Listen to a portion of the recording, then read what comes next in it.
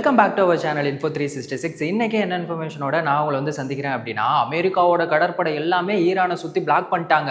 இதுக்கப்புறமா எந்த ஒரு கப்பலுமே வந்து உள்ளேயும் போக முடியாது, வெளியும் போக முடியாது அப்படின்னு சொல்லிட்டு பயங்கரமா அமெரிக்க அதிபர் ட்ரம்ப் அவர்கள் வந்து பில்டப் கொடுத்துருந்தாங்க. ஆனால் அதையும் மீறி ஈரான் வந்து ஒரு தரமான சம்பவம் பண்ணியிருக்காங்க. இந்த எப்ஸ்டீன் ஃபைல்ஸை மறைக்கிறதுக்காக தான் அமெரிக்க அதிபர் ட்ரம்ப் அவர்கள் வந்து போர் அப்படிங்கிற ஒரு விஷயத்தையும் வந்து கொண்டு வந்தாங்களா?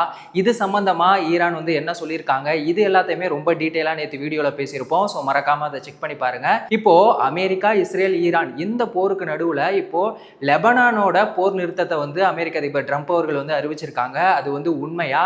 சீனாவோட ராணுவ ரகசியங்கள் எல்லாத்தையுமே வந்து திருடிட்டாங்க அப்படின்னு வந்து சொல்றாங்க. அது உண்மையா உருட்டா? பாகிஸ்தான் வந்து இந்த போரால முக்கியமான ஒரு அதிரடியான ஒரு முடிவு எடுத்திருக்காங்க. இது எல்லாத்த பத்தியும் தான் இந்த வீடியோல ரொம்ப டீட்டெயிலா பேச போறோம். ஸோ வீடியோவை ஸ்கிப் பண்ணாம ஃபுல்லா பாருங்க. அமெரிக்கா, இஸ்ரேல், ஈரான் இவங்களோட போரோட பேச்சுவார்த்தை அப்படிங்கிறது இப்போ வந்து தொடர்ந்து நடந்துகிட்டே இருக்கு.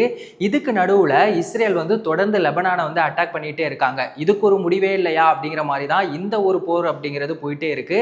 இது சம்பந்தமாக இப்போ இஸ்ரேலோட பிரதமர் நெதன்யாகு என்ன சொல்லிட்டாரு, இந்த போரை வந்து தற்காலிகமாக நிறுத்தி வைக்கலாம் அப்படின்னு வந்து சொல்லியிருக்காங்க. இப்போ அமெரிக்க அதிபர் ட்ரம்ப் அவர்களுமே என்ன சொல்றாருன்னா, 10 நாளைக்கு இந்த போர் நிறுத்தம் அப்படிங்கிறது இருக்கும். இன்னொரு விஷயம், என்னோட பதவி காலத்தில் நான் நிறுத்துற 10வது போர் இது அப்படின்னு சொல்லி ரொம்ப பெருமையா வந்து சொல்லிட்டு இருக்காரு. அவரோட நோக்கம் என்ன அப்படின்னா, நான் வந்து 10 போரை நிறுத்திட்டேன், எனக்கு நோபல் பரிசு கொடுங்க அப்படின்னு வந்து சிம்பாலிக்கா சொல்லிட்டு இருக்காப்ல.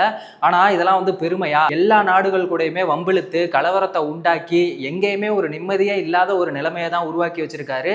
இவரோட இந்த ஒரு சுயநலத்தால இன்னைக்கு மக்கள் எந்த அளவுக்கு கஷ்டப்பட்டுட்டு இருக்காங்க, எத்தனை பேர் வந்து இறந்து போயிருக்காங்க. ஆனா நான் வந்து போரை வந்து 10வது போரா இதை வந்து நிறுத்தி இருக்கேன் அப்படின்னு சொல்லி ரொம்ப பெருமையா பேசிக்கிட்டு இருக்காரு. சரி, இவரோட வாயை வச்சுக்கிட்டு சும்மா இல்லாத இவரால் இன்னொரு விஷயமுமே நடந்துகிட்டு இருக்கு. உங்க எல்லாருக்குமே தெரியும், போப் ட்ரம்ப் அவர்கள் 2 பேருமே வந்து மாத்தி மாத்தி சண்டை போட்டுக்கிட்டு இருக்காங்க. அந்த ஒரு விஷயம் இப்போ சோசியல் மீடியால வைரலா போயிட்டு இருக்கு. எதுக்காக அவங்க 2 பேருக்கும் இடையில சண்டை வந்துச்சு அப்படிங்கிறதெல்லாம் ரொம்ப டீட்டெயிலா ரீசன்ட் வீடியோல பேசியிருப்போம். ஸோ அதை மறக்காம செக் பண்ணி பாருங்க. இப்போ போப் அவர்கள் வந்து திரும்பவும் ட்ரம்ப் அவர்களை வந்து விமர்சனம் பண்ணியிருக்காங்க. அவர் சைட்ல இருந்து என்ன சொல்றாருன்னா, எனக்கு வந்து ட்ரம்ப் அவர்களோட ஆட்சியை பார்த்தோ இல்லை ட்ரம்ப் அவர்களை பார்த்தோ எந்த ஒரு பயமுமே இல்லை, நான் வந்து அவருக்கு எதிராக கேள்விகளை கேட்டுட்டே தான் இருப்பேன் அப்படின்னு வந்து சொல்றாரு. இதுக்கு முக்கியமான காரணமா இருக்குது, ட்ரம்ப் அவர்கள் வந்து இயேசுவோட உருவத்துல தன்னை இருக்க மாதிரி ஒரு போட்டோ ஒன்று போட்டார்ல, அதுதான் இந்த பிரச்சனைக்கு முக்கியமான ஒரு காரணமா இருக்கு. இப்போ போப் அவர்கள் ஒரு பைபிளோட ஒரு வசனத்தை வச்சே வந்து ட்ரம்ப் அவர்களை வந்து விமர்சனம் பண்ணியிருக்காங்க. உங்களோட கைகளில் வந்து ரத்தங்கள் நிரம்பி இருக்கிறதுனால உங்களோட பிரார்த்தனையை நான் ஏற்க மாட்டேன் அப்படின்னு சொல்லி ஒரு பைபிளோட வாசகத்தையும் வச்சு ட்ரம்ப் அவர்களை வந்து விமர்சனம் பண்ணிட்டு இருக்காரு. நீ வந்துட்டு எப்பவுமே அமைதி அப்படிங்கிற ஒரு விஷயத்தையே வந்து உருவாக்க மாட்டேற, எல்லா நாடுகளுடையும் வம்பிழுத்து எல்லாருக்கூடையும் வந்து கலவரத்தை தான் வந்து உருவாக்கிட்டு இருக்க, நீ எப்படி இயேசுவோட உன்னை கம்பேர் பண்ண முடியும் அப்படின்னு சொல்லி போப் அவர்கள் வந்து விமர்சனம் பண்ணிட்டு இருக்காங்க. இன்னொரு விஷயம், 2017 இருந்து இப்ப வரைக்குமே இந்த உள்நாட்டு போரால 6000 பேர் வந்து இறந்து போயிருக்காங்க. இவங்களோட நோக்கம் என்னவா இருக்கு தெரியுமா? அமெரிக்காவோட வளங்கள் எல்லாத்தையுமே சுரண்டி அதுல வர்ற லாபத்து மூலமா அணு ஆயுதங்கள் வாங்குறதுக்கு இன்வெஸ்ட் பண்ணி எல்லாரோட உயிரையுமே கொல்றது தான் இவங்களோட நோக்கமா இருக்கு. இங்க அமைதி அப்படிங்கிறது எங்கேயோ ஒரு இடத்துலலாம் இல்லை, அது நம்மளோட பக்கத்து வீட்டில் பக்கத்து நாட்டில் நம்ம அவங்கள வந்து சகோதரனா நினைக்கிறதுல தான் இருக்கு அப்படின்னு சொல்லிட்டுமே போப் அவர்கள் வந்து ட்ரம்ப் அவர்களை வந்து விமர்சனம் பண்ணிக்கிட்டே தான் இருக்காங்க. இப்போ இந்த போருக்கு நடுவில் சீனாவோட ராணுவ ரகசியங்களை வந்து ஹேக்கர் சில பேர் வந்து திருடிட்டதா வந்து சொல்றாங்க. அது உண்மையா இல்லையாங்கிறத பார்க்கலாம். சீனாவோட சூப்பர் கம்ப்யூட்டர் நெட்வொர்க்கில் இருக்க ராணுவ ரகசியங்களை வந்து சில ஹேக்கர்ஸ் வந்து திருடி இருக்காங்க.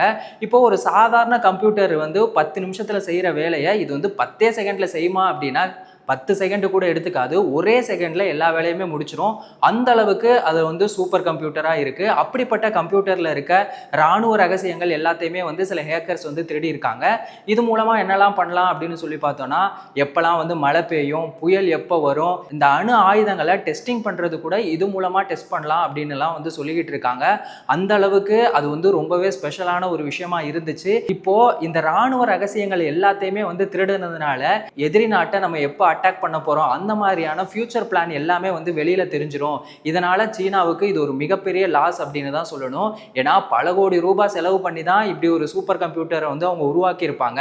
இப்போ பண லாஸ் ஆனா பரவாயில்ல, சீனா வந்து எவ்வளோ பெரிய வளர்ந்த ஒரு நாடு, அவங்களோட ஒரு இராணுவ ரகசியங்களையே திருடிட்டாங்க அப்படின்னா அது அவங்களுக்கு எவ்வளோ பெரிய அவமானமாக இருக்கும் அப்படின்னு சொல்லியும் வந்து விமர்சனம் பண்ணிக்கிட்டு இருக்காங்க. இந்த சூப்பர் கம்ப்யூட்டர்லேயே டாப் 3ல யார் இருக்கா அப்படின்னு சொல்லி பார்த்தீங்கன்னா எல் கேப்டன், ஃப்ரான்டியர், ஆரோரா அப்படின்னு சொல்லக்கூடிய இந்த 3 சூப்பர் கம்ப்யூட்டர் தான் டாப் 3ல இருக்கு. இது எல்லாமே வழக்கம் போல அமெரிக்காவோட சூப்பர் கம்ப்யூட்டராக தான் இருக்கு. ஏன்னா அந்த அளவுக்கு அமெரிக்காவோட வளர்ச்சி அப்படிங்கிறது இருக்கு. இந்த லிஸ்ட்ல சீனாவோட கம்ப்யூட்டர் இருக்கா அப்படின்னா இல்ல. ஆனா சீனாவுக்கு இது ரொம்பவே முக்கியமான ஒரு விஷயம். அப்படிப்பட்ட சூப்பர் கம்ப்யூட்டரை தான் வந்து இப்போ ஹேக்கர்ஸ் வந்து திருடி இருக்காங்க. இது சீனாவுக்கு ஒரு மிகப்பெரிய லாஸாக இருக்கு. இந்த அமெரிக்கா, ஈரான், இஸ்ரேல் இவங்களுக்கு நடக்கிற இந்த போரால பாகிஸ்தான் இப்போ வந்து அதிரடியாக ஒரு முடிவு எடுத்திருக்காங்க. என்ன சொல்லியிருக்காங்கன்னா சாயங்காலம் 5 மணிலிருந்து நைட்டு 1 மணி வரைக்கும் அந்த கேப்ல 2 மணி நேரத்துக்கு வந்து பவர் கட் பண்ண போறோம் அப்படின்னு வந்து சொல்லியிருக்காங்க. அதுல முக்கியமா ஒரு விஷயம் கராச்சி, ஹைதராபாத் அங்கெல்லாம் வந்து பவர் கட் இருக்காது அப்படின்னு வந்து சொல்லியிருக்காங்க. எதுக்காக அவங்க இப்படி ஒரு விஷயத்த கொண்டு வந்தாங்க அப்படின்னா இந்த எரிபொருள் தட்டுப்பாடு, கரண்ட் பில்லெல்லாம் வந்து தாறுமாறா ஏறிடக்கூடாது அப்படிங்கிறதுக்காக தான் வந்து இந்த ஒரு விஷயத்தையும் அவங்க கொண்டு வந்திருக்காங்க. கராச்சி பாகிஸ்தானோட ஒரு மிகப்பெரிய நகரமா இருக்கு. அங்க மக்கள் தொகை அப்படிங்கிறது அதிகமா இருக்கு. இப்போ பவர் கட் ஆகி அங்க ஏதாவது ஒரு அசம்பாவிதம் நடந்துருச்சுன்னா என்ன பண்றது அப்படிங்கிறதையும் தாண்டி இந்த கராச்சியில தான் இதை வந்து ஒரு ஃபினான்சியல் ஹப் அப்படின்னு சொல்றாங்க.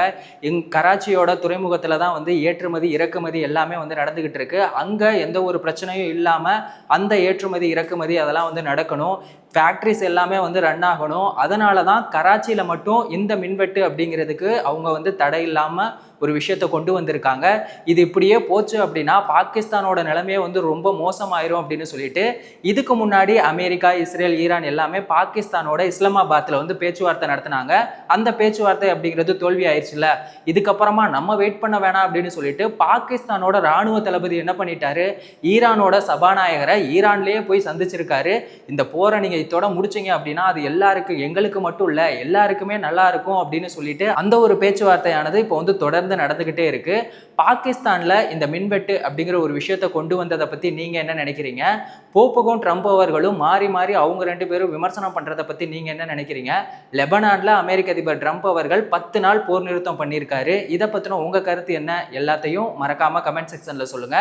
எந்த ஒரு இன்ஃபர்மேஷனா இருந்தாலும் அதை 10 நிமிஷத்துல தெரிஞ்சுக்கணும் அப்படின்னா நம்ம சேனலை மறக்காம சப்ஸ்கிரைப் பண்ணுங்க. உங்க ஃப்ரெண்ட்ஸுக்கும் ஷேர் பண்ணி சப்போர்ட் பண்ணுங்க. வேறொரு வீடியோல வேறொரு இன்ஃபர்மேஷன்ல திரும்பவும் சந்திக்கலாம்.